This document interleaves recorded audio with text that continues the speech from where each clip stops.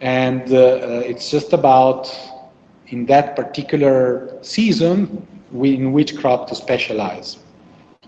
So the players we have said are those two, anil and bala. The strategies are either rice or cassava. Information, no, in this version, you don't know what the other one chooses, right? Because it's simultaneous.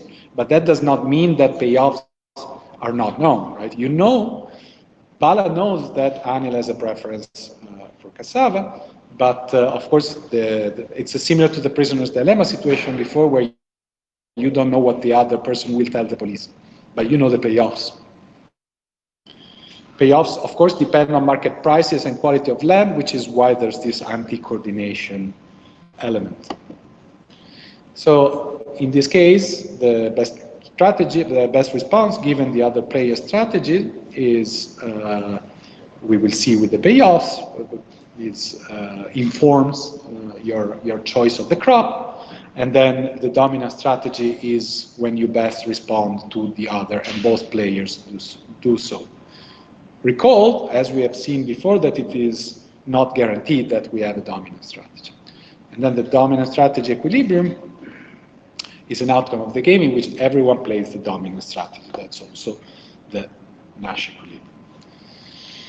So if Bala, in terms of best response reasoning, if Bala grows rice, Anil's best response is to grow cassava, as we have discussed.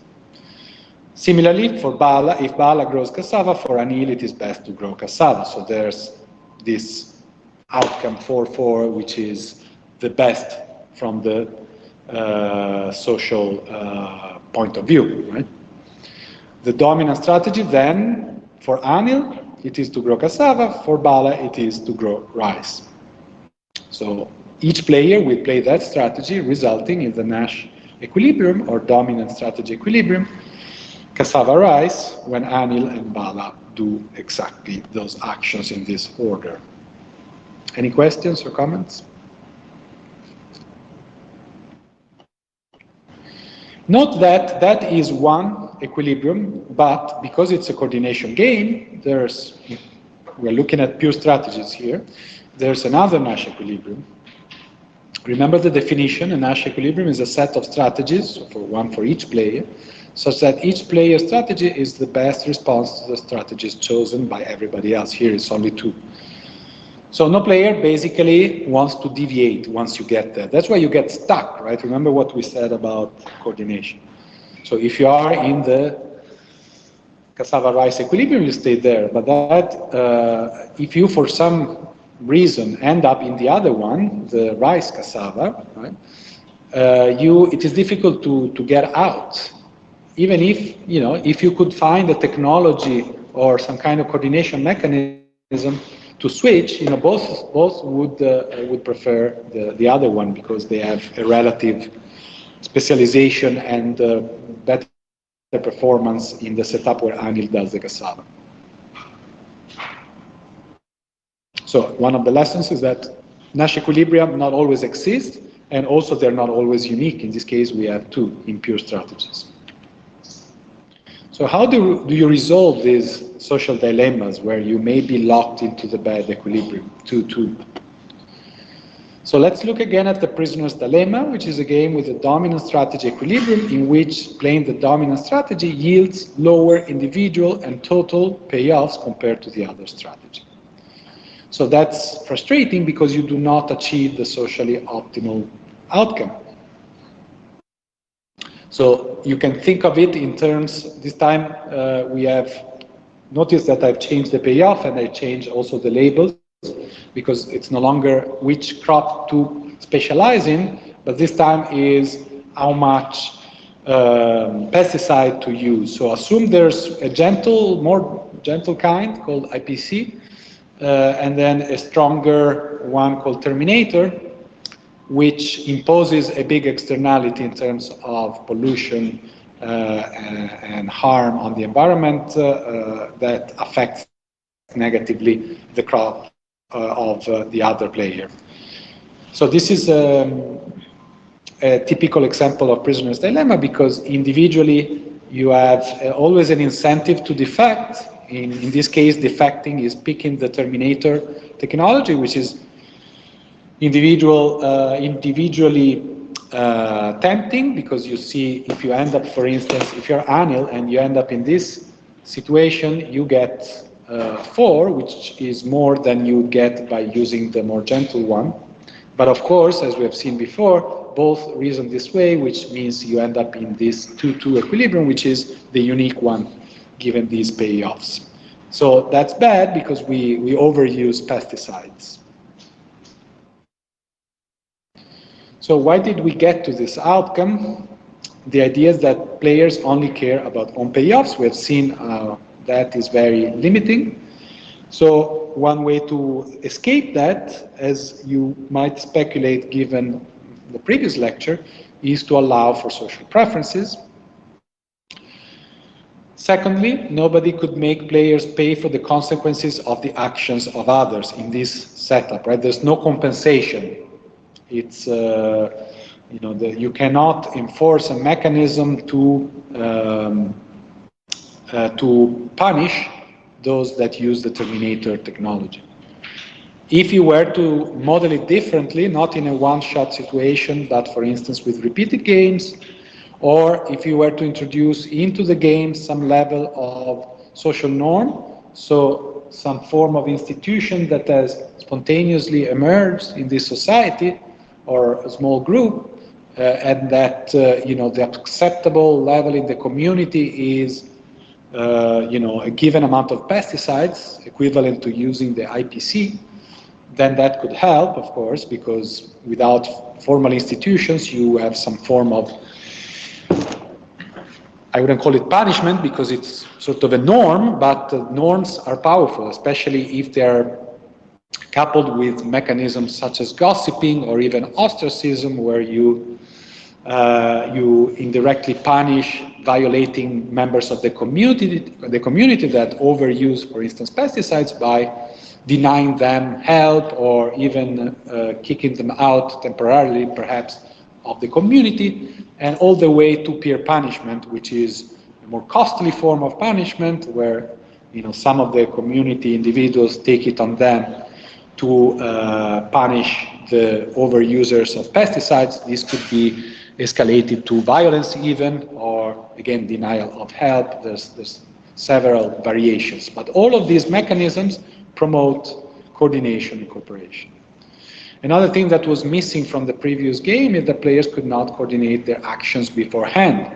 However, if you were to allow them to have, say, a community meeting where they discuss this, they may be able to spontaneously come to a norm or some kind of acceptable level, or if there are institutions and policies in place. So just to say that, yes, the prediction of the prisoner's dilemma is negative, but we shouldn't draw over inference from that, because it is still specific to certain very tough conditions for the emergence of cooperation.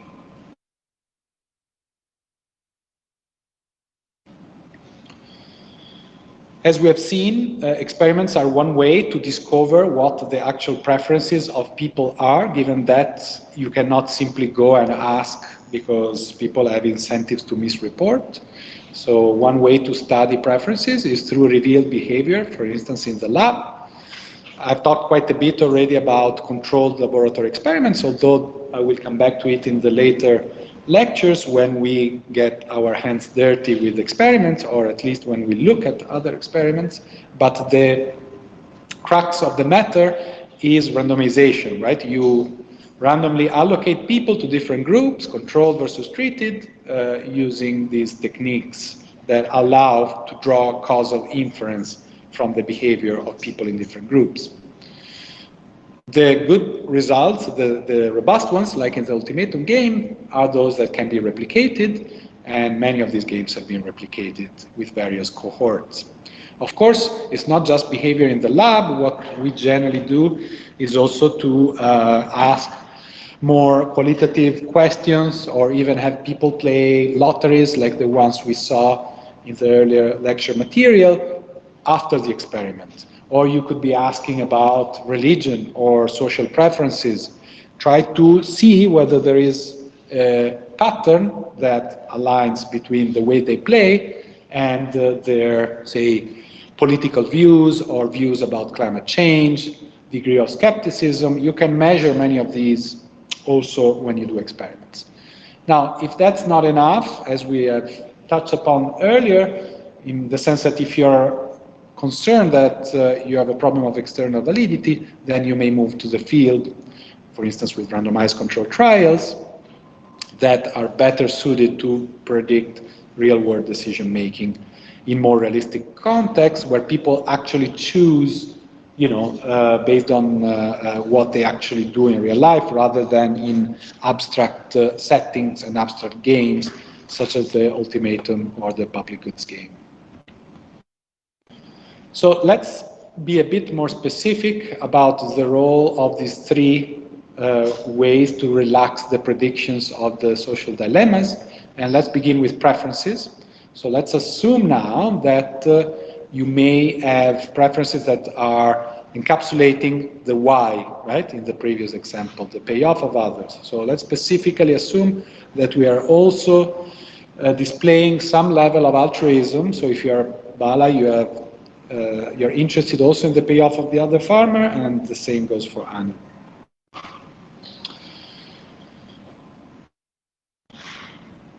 So one way to visualize this in this graph is to tilt the indifference curves for the players. So if you were to have the standard egoistic preferences we started from, you would have these indifference curves because you now are Anil, right? So we put ourselves in the hands of Anil, and from his selfish perspective, he only cares about how many thousands of rupees he gets from planting a given crop. So that's why there's no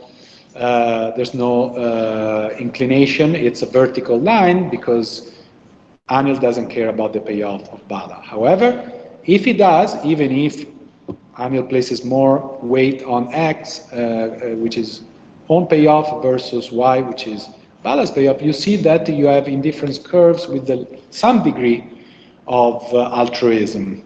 Now, as always in these economic situations, you want to look at tangency, meaning the optimality condition, which is where the indifference curves meet the feasible payoff frontier, which is the line in red, which tells you all these points here, for instance, A, B, C, but every, A and B, sorry, but every point on the red line tells you what is feasibly possible to do in terms of payoff. Of course, you see there's an inherent trade-off. This is a 45-degree negatively sloped line with a slope of -1, which says that, for instance, if all the money goes to Anil, 0 goes to Bala, and vice versa.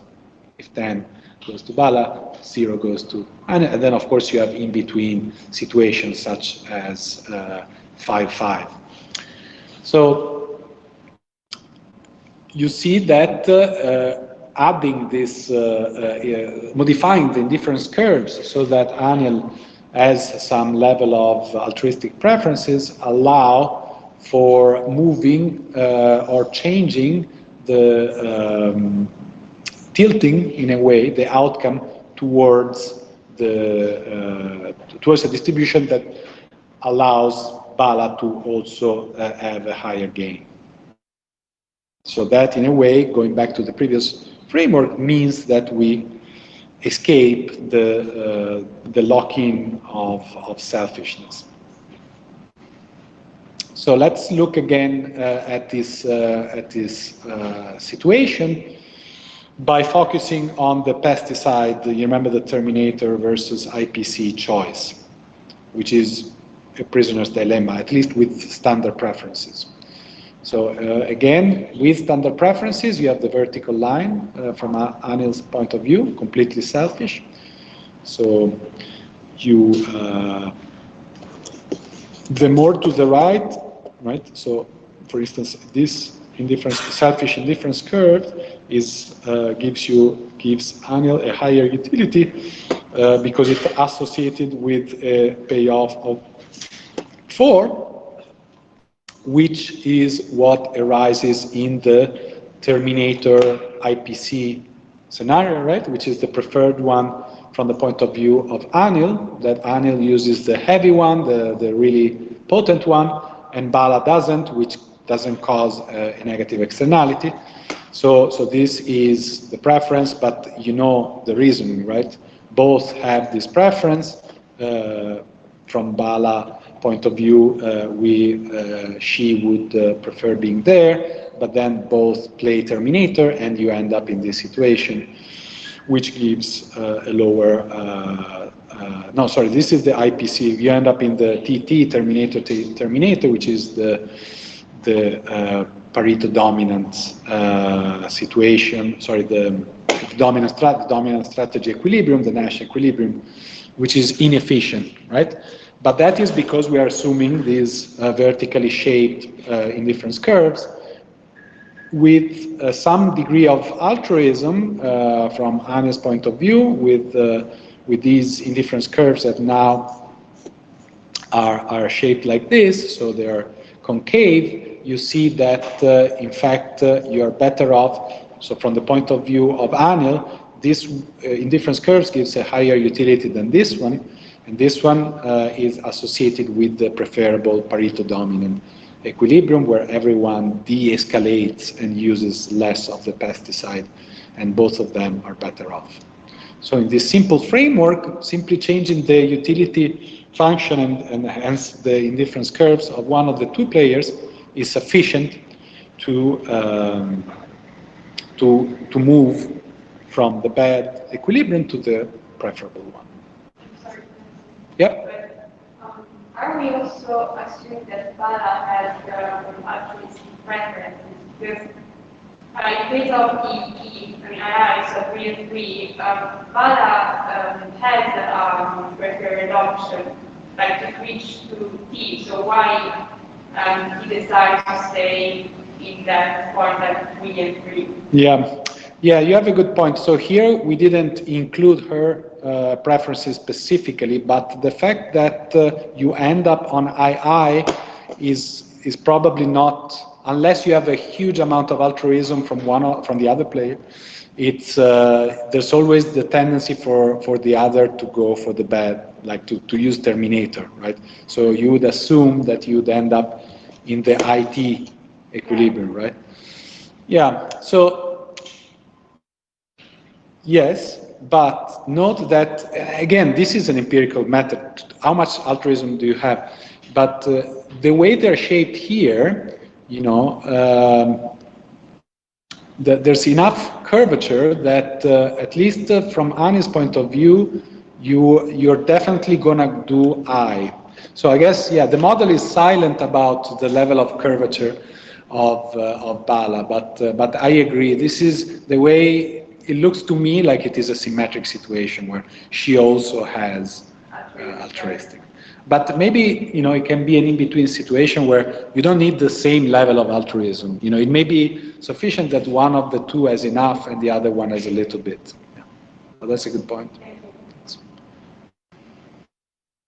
Okay. Any other comments or questions?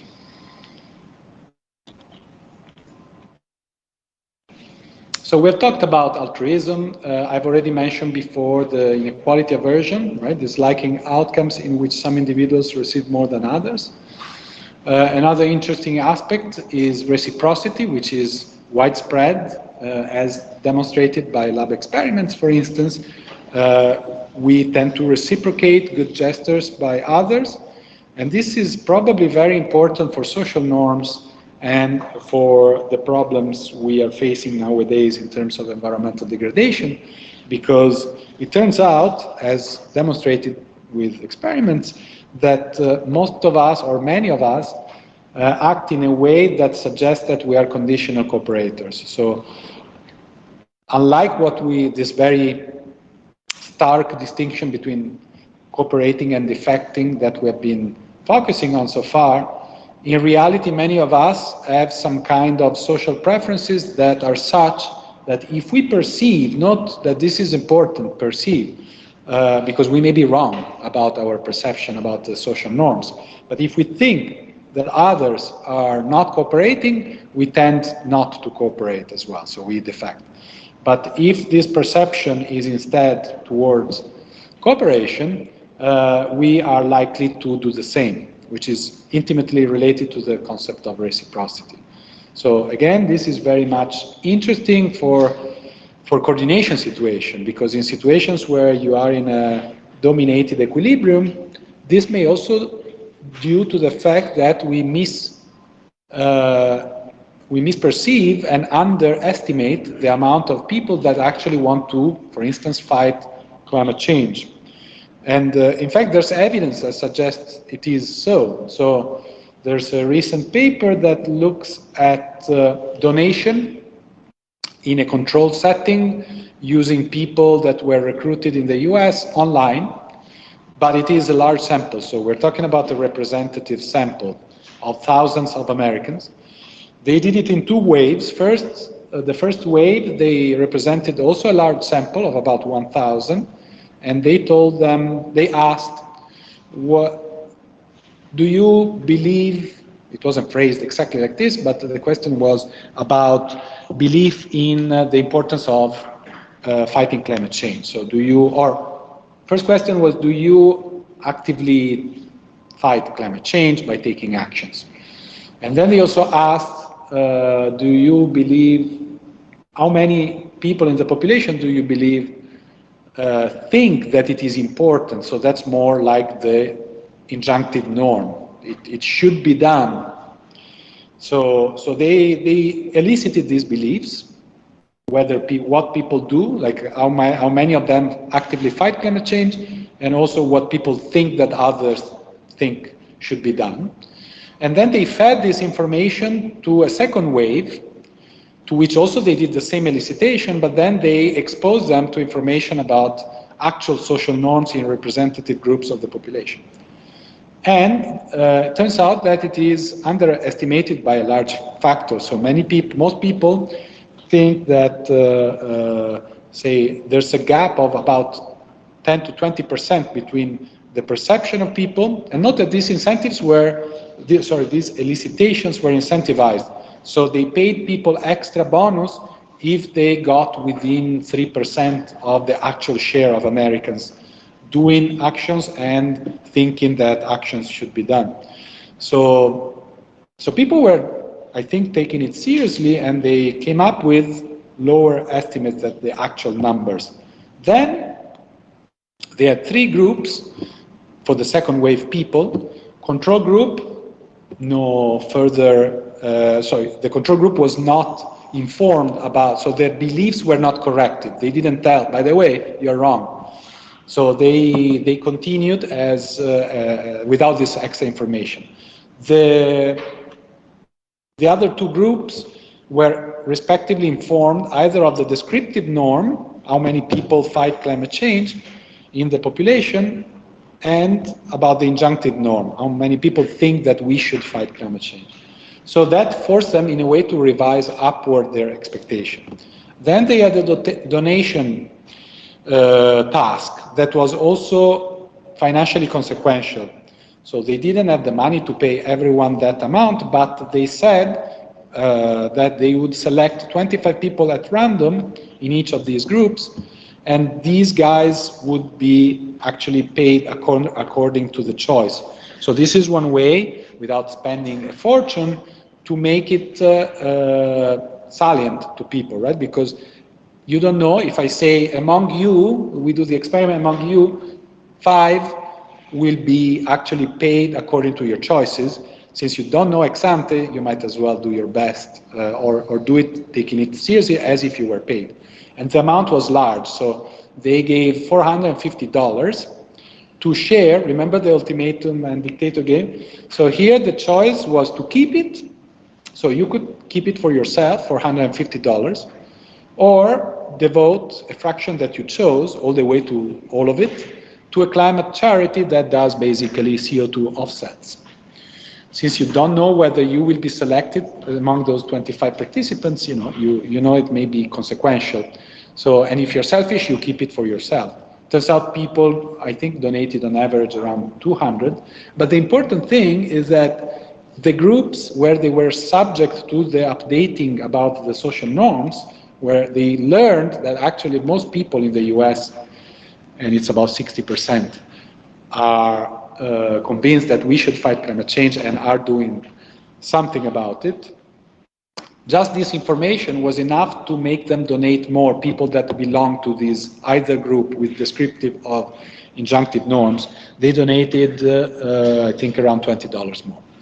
So that's substantial, and it's a very low-cost intervention, right? It's an information provision intervention that policy makers could do. All of these to say that social norms are another way to escape the bad equilibrium. We evaluate whether others have been kind or helpful. That's a conditional cooperation idea that is probably why people donated more, because they were reassured that they were not the only ones donating, right? There were others doing the same. According to social norms, which are, you can define them loosely as a common understanding of how to act in situations when one's actions affect others. These motives affect outcomes in the public goods game and also in the ultimatum game, as you would expect. Okay, we are running out of time, so let me ask if there are questions. Otherwise, I will stop here and see you on Monday next week. No questions?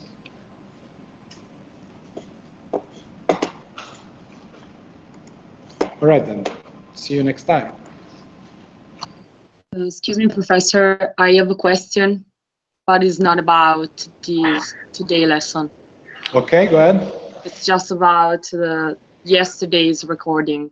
Because I cannot find it on Teams. I just see like registrazione in salvataggio, but then I cannot see it. Okay, let me have a look, because for the other, no, I see it.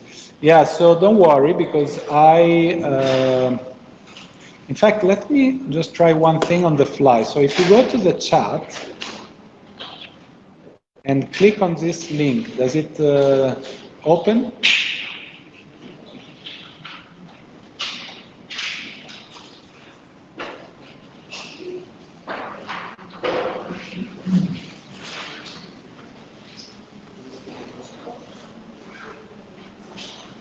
Yes or no? It's taking some time, just a minute. Okay, but yes, it is uploading.